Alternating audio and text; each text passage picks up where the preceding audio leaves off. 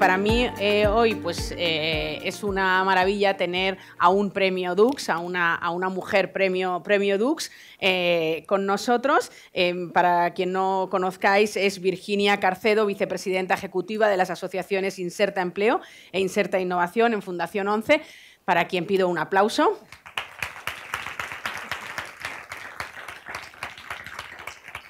Esta invitada premio Dux de la pasada edición, ¿verdad?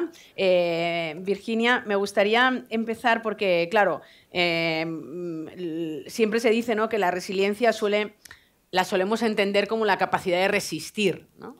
La mayoría de veces solemos pensar eso, pero a líderes como tú, Virginia, que se traduce realmente en la capacidad no solo de resistir, ¿no?, ante la adversidad, ¿no?, cuando tienes una capacidad diferente, sino además la de transformar, ¿no?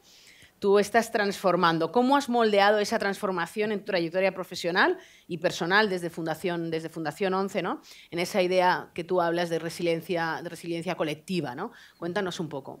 Bueno, buenos días a todos y a todas. Muchísimas gracias por la invitación.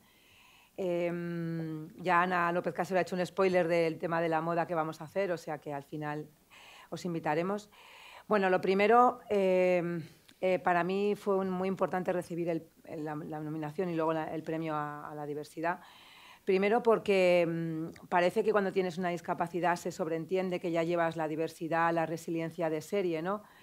Y es verdad que la llevas porque te tienes que enfrentar a muchas cosas en tu vida y, claro, recibes golpes y tienes que aprender, pues, primero a moldearte, ¿no? Y después, pues, igual no es seguir la misma dirección, sino cambiarla, ¿no? Y esa resiliencia que tenemos las personas con y sin discapacidad, porque realmente en los últimos años hemos tenido pues una pandemia, no sé, fenómenos meteorológicos que nunca se habían producido, ¿no? Pues nos han hecho descubrir que vivíamos en un mundo que quizá pensábamos que era demasiado cómodo para nosotros y que estaba todo construido, ¿no? Entonces, para nosotros como personas con discapacidad, que, para poner un ejemplo, si vas en una silla de ruedas, cuando vas a una entrevista de trabajo tienes que preocuparte de que el metro tenga ascensor para salir, porque igual si no te quedas secuestrado o secuestrada, como le pasó a un amigo mío, pues es un elemento que nos obliga primero a pensar que los golpes pueden llegar, pero que tenemos que sortearlos, ¿no? Un poco ser como bambú, ¿no? No ser hierro, sino ser bambú y poder fluir. Pero claro, este fenómeno de la resiliencia que lo hablamos parece que solamente es una resiliencia de personas, de las personas individuales. Y yo creo que cuando en las organizaciones incorporamos a personas que ya tienen resiliencia e incorporamos a la resiliencia colectiva o a esa capacidad de como organización pivotar, moldear e incorporar principios como el respeto de la dignidad, la accesibilidad, la diversidad, la inclusión, creamos entornos que nos hacen ser más ágiles, ¿no?, en un entorno donde lo bani fluye, ¿no? Lo bani es lo que está sucediendo y que tenemos que ser capaces a adaptarnos a lo que nos llega. Y la resiliencia nos permite, pues, no hacernos la pregunta de cómo resisto esto, sino cómo nos unimos todos juntos para poder generar un proyecto que nos haga ser mejores o mejor organización. Cuando me recibí el premio Dux, hice una metáfora que creo que viene muy al caso, que es la historia del barco de Teseo, ¿no? Y para quien no la conozca, el barco de Teseo es un barco, en la antigua Grecia era un barco que se usó por la expedición de los argonautas, y como era un barco muy histórico, lo dejaron varado en la playa, ¿no? Pero claro, el barco empezó pues, a deteriorarse y nadie quería que eso desapareciera. Entonces le fueron cambiando sus partes, ¿no? Una vela, un remo, y al final, al cabo del tiempo, pues el barco había cambiado totalmente. O sea, por fuera era el mismo barco, pero por dentro sus elementos eran distintos y se planteó la paradoja de era el mismo barco, había cambiado. Y para mí esto es la diversidad y la resiliencia, ¿no? Una organización en la que es fácil cambiar los elementos, pero en el que el todo es el mismo y la diversidad ayuda a eso, a que la resiliencia sea colectiva, en el que las personas puedan estar en entornos seguros, en entornos justos, en entornos respetuosos. Y hoy en día, para la salud y el bienestar emocional, creo que la resiliencia colectiva, la defensa de la diversidad, de lo que uno es diferente, puede ayudar mucho a que las personas nos sintamos mejor y más acogidas, ¿no? Virginia, tú hablas de la importancia de generar entornos seguros, sin embargo, es verdad que estamos en un entorno en el que aún persisten sesgos y etiquetas, ¿no? Entonces, ¿cómo podemos, desde tu experiencia, tanto en Fundación 11 como tu experiencia personal, ¿no? ¿Cómo podemos fomentar un liderazgo que realmente elimine esas etiquetas o sin límites o desde el... Sí, nosotros en Inserta Empleo y Inserta Innova, bueno, y en Fundación 11 trabajamos en intermediación laboral, ¿no? Y buscamos muchas veces el candidato o candidata mejor para un puesto que se nos pide por parte de las empresas. Bueno, lo primero es claro que el talento no tiene ni género, ni tiene edad, ni tiene discapacidad, ni nada de nada, ¿no? Si buscamos talento, lo que estamos buscando es capacidad, lo que estamos buscando es habilidad, lo que estamos buscando es competencias. No estamos buscando... porque ahora sí lo hacemos, pero yo creo que debemos tender hacia que no. No estamos buscando solamente una formación en un currículum, ¿no? Lo que estamos buscando quizás son las experiencias útiles de la persona. Y en eso, cuando nos focalizamos en que el talento no tiene género, nos focalizamos en que el talento es la persona, lo que hacemos es poner en el centro a las habilidades, ¿no? Lo que se llama skills first. ¿Qué hacemos? Contratar o buscar candidatos o candidatas o buscar talento por lo que ese talento puede llegar a ser, por lo que ese talento tiene potencial para ser. Lo ha dicho una de las ponentes de antes, ¿no? Si nos focalizamos en lo que se nos da peor, quizá no lleguemos a explotar, ¿no? Profesionalmente, pero si nos centramos en lo que somos buenos y buenas o lo que podemos llegar a ser buenos y buenas, creo que será mucho más fácil encontrar un talento sin género y sin sesgos. No podemos obviar que todos tenemos un sesgo, ¿no? Y lo primero que tenemos que hacer, en mi opinión, es darnos cuenta de que los tenemos, ¿no? Inconscientemente el ser humano tiene sesgos, los tienen los algoritmos, los tenemos nosotros porque somos los que les damos de comer a esos algoritmos, ¿no? Eso, primero, es muy importante saberlo, porque sabiendo eso detectamos dónde tenemos que trabajar nosotros mismos, porque los líderes y lideresas de las compañías, los CEOs, también tienen sesgos, ¿no? En segundo lugar, yo creo que es muy importante, como digo, centrarte en la habilidad, lo que la persona puede llegar a ser. Cuando tú haces eso, pues primero amplías tu caladero de talento. Hay muchas personas con discapacidad y sin discapacidad que quizá no han tenido una oportunidad de formarse, pero han venido trabajando en cosas durante mucho tiempo de su vida. Entonces, nosotros, por ejemplo, tenemos un programa que se llama Por Talento Digital, donde estamos pues, consiguiendo hacer un skilling de personas con discapacidad que, por ejemplo, han tenido una incapacidad sobrevenida, ¿no? Una persona que ha tenido una alergia, por ejemplo, al gluten o a determinados elementos y se dedica a la panadería. Bueno, pues esta persona lo que hemos hecho con ella es formarla en tecnología y esta persona se ha reinventado. No era su potencial ser tecnológica, pero lo ha sido, ¿no? Con lo cual, el segundo elemento para mí importante es analizar dónde podemos trabajar con la persona y con la empresa también, poner de acuerdo a la posible contratante y al contratado, ¿no? Para generar un entorno de confianza. Y por último, creo que esto también va de no hacer grandes cosas. Quiero decir, hay políticas, hay normas que todos tenemos que cumplir, pero esto va de pequeños actos de un liderazgo cotidiano y coherente, ¿no? Donde los líderes permean desde arriba las políticas, ¿no? Por ejemplo, en una reunión de un comité directivo, pues que el líder haga preguntas, la lideresa haga preguntas como ¿cómo podemos ser más accesibles con este proyecto? ¿Quién falta aquí, ¿no? ¿Qué personas no están representadas dentro de nuestro comité o dentro de nuestra plantilla, ¿no? Y esto nos lleva a que, como digo, seamos, para cambiar todo esto, necesitemos pequeños actos todos los días, ¿no? Que cambien la perspectiva de la entidad y de la compañía. Los líderes tienen un trabajo muy importante que hacer, porque, como decía antes Teresa, y a mí también me ha pasado, nosotros hemos empezado desde abajo y hemos sido cocineras antes que frailes, ¿no? Y entonces hemos sido técnicos que hemos ido permeando el trabajo, hemos ido aprendiendo desde abajo y ahora sabemos exactamente dónde tenemos que tocar. La cultura, ¿no? por también añadir. Todo el mundo habla de la tecnología, pero lo que realmente mueve a las compañías a cambiar sus paradigmas es la cultura.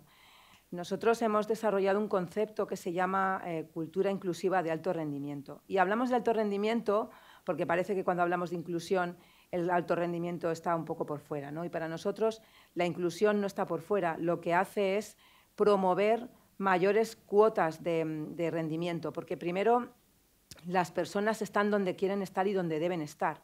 Aquí, por ejemplo, sería relevante formar marketplace de talento donde las habilidades de las personas estén mapeadas y puedan optar a puestos a los que igual no podían. De primeras no son los mayores candidatos, ¿no? También la cultura nos permite, en segundo lugar, que la organización pues considere que la diversidad y la inclusión sean parte de sus principios, de sus valores, de su respeto, ¿no? Y eso hace que sean más atractivas para trabajar, que atraigan a mayor talento, pero que además ese talento se pueda mover más, que haya mayor movilidad interna, que haya mayor rotación, ¿no? Y que haya mayor diversidad en los equipos. Un equipo, cuanto más diverso es, yo creo que más rentable es y puede pensar mejor fuera de la caja. Virginia, tú integras y bueno, tú representas muchísimo la diversidad de capacidades, ¿no? Pero también eres mujer. Entonces me gustaría preguntarte, porque sobre las bondades de todos los programas de las empresas, estás en contacto desde Fundación 11 con muchísimas empresas, pero me gustaría preguntarte qué errores estás viendo hoy en materia de diversidad en las empresas.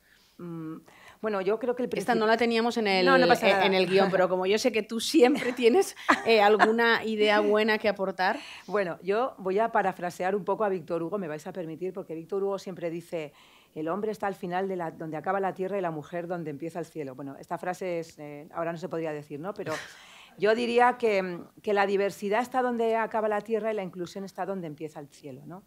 Y el primer error y el primer problema que estamos viendo es pensar que la diversidad, la inclusión, es una política. Y no es una política, es un derecho. Por lo tanto, primer error, considerar que es una política. La política cambia, ¿no? Y la política se puede modificar. Llega alguien y la cambia. Si es un derecho, ese derecho no cambia. Es algo que tiene que existir y que tiene que aparecer. Y que, por lo tanto, tenemos que poder y estamos empoderados para pedirlo, ¿no? Eso es un primer error, la política frente al derecho. El segundo error, yo creo, que es pensar que todo está conseguido, ¿no? Estamos en un mundo en el que hemos pensado que, bueno, pues que la diversidad es algo en lo que todo el mundo está de acuerdo, ¿no? Y yo creo que es verdad que todo el mundo está de acuerdo hasta cierto punto, ¿no? Con lo cual, creo que el segundo error es dejar de darlo por sentado, ¿no? Pensar que no tenemos que seguir trabajando, que no tenemos que seguirlo contando, ¿no? Que por contarlo muchas veces va a ser redundante, y no, hay que contarlo. Y en tercer lugar, creo que esto tiene que ver también con un tema de buenismo. Nosotros no estamos aquí hablando de solidaridad, de acción social, que también, sino estamos hablando de personas que quieren trabajar. Hablo de las personas con discapacidad, pero en general hay personas con discapacidad interseccionalmente concernidas, ¿no? Hay personas con discapacidad inmigrantes, hay mujeres con discapacidad víctimas de violencia de género, mujeres rurales, ¿no? Entonces creo que tenemos que seguir dándonos cuenta de que la diversidad no va de colectivos, ¿no? Somos todos, ¿no? La discapacidad, y eso lo trabajamos en Fundación 11, no es el que está por ahí, ¿no? Y luego lo sumo, no. Tiene que permear todas nuestras políticas, tiene que permear éticamente todo lo que hacemos, ¿no? Hablábamos antes de la inteligencia artificial. Y a mí me surge la cuestión de cómo vamos a hacer que el algoritmo no tenga sesgos cuando nosotros los alimentamos y tienen sesgos. Y ha surgido un tema ahora, que esto está muy relacionado también con lo que me preguntas, que es cómo la inteligencia artificial aprende sin datos. Y bueno, pues ahí estábamos pensando que cómo podemos hacerlo, ¿no? Y la cuestión es cómo incorporar la ética, porque esto va de ética, en el bucle de retroalimentación de la IA, ¿no? Pues aquí tenemos que incorporar la ética, la igualdad, la diversidad dentro del bucle de cómo generamos políticas, cómo generamos programas. Tenemos que hacernos la pregunta de qué falta aquí, ¿no? Y otro elemento importante también es que hablamos mucho de la accesibilidad tecnológica, cognitiva, que es muy importante, ¿eh? No tenemos que dejar a nadie atrás primero. Pero yo creo que también debemos hablar de la accesibilidad social. Tenemos que explicar, ¿no? La gente muchas veces no es que no quiera contratar, no es que no quiera tener una persona con discapacidad, es que a mí siempre me preguntan, una pregunta, ¿te podemos preguntar? ¿Has visto? Digo, pues claro, a mi manera sí. Entonces, la gente, eso que parece una tontería, a la gente le genera estrés. Y entonces, lo que te genera estrés, pues no quieres tenerlo, ¿no? Entonces, yo creo que es muy importante la accesibilidad social, que todos podamos compartir con personas diferentes a nosotros, no con discapacidad, sino diferentes a nosotros, cosas, ¿no? Para darnos cuenta de que al final, como todos somos diferentes, todos somos iguales, y que en esa diferencia está lo que tenemos que aportar, ¿no? Si no somos capaces de incorporar en nuestras plantillas la diferencia, pues pues yo creo que tendremos un problema, porque no podremos pensar productos para todo el mundo, no podremos pensar servicios que sirvan para todo el mundo, y la diferenciación que buscan las empresas, porque no nos olvidemos, las empresas lo que quieren es, y afortunadamente, es tener un beneficio, pues será menor, porque al final la gente lo que está buscando es verse reflejada, y te ves reflejado en la plantilla, en los productos, en los servicios. Y luego otra cosa también muy importante es que hay que medir. Porque cuando mides y te das cuenta de que los derechos DEI, las políticas DEI, generan indicadores de resultado importantes, tienes un talento mejor, tienes personas que no rotan, que no se te van, tienes personas que son capaces de cambiar de proyecto y no tienes que buscar fuera, tienes un retorno mayor porque vendes más productos, porque puedes transferir, porque, por ejemplo, tienes la interculturalidad y puedes vender en más países. Yo creo que eres capaz de darte cuenta que esto no va de voy a hacerlo porque me lo dicen, sino porque tengo más beneficios económicos y sociales, que es la clave de todas las empresas, ¿no? Virginia, qué maravilla es escucharte, y me voy a atrever a hacer una cosa, como has dicho, que no te molesta. No sé si has visto, pero hay un cartel que pone tiempo en rojo, que a mí me encantaría estar más tiempo hablando contigo, pero no es posible. Bueno. Muchísimas gracias por acompañarnos, gracias porque es una premio Dux a la diversidad y vale la pena mucho escucharte siempre. Un placer.